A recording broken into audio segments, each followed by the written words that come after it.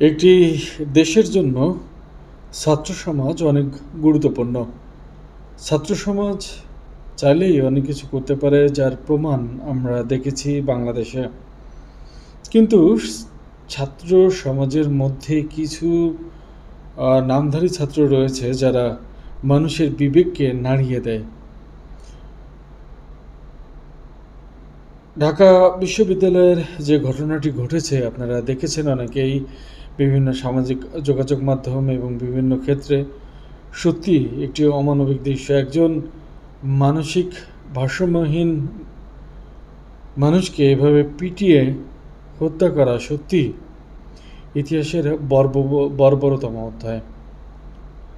আমরা দেখেছিলাম ঢাকা বুয়েটের শিক্ষার্থীকে মারতে, আবরারকে মারতে। ঠিক তেমনি আরেকটি ঘটনার পুনরাবৃত্তি ঘটল।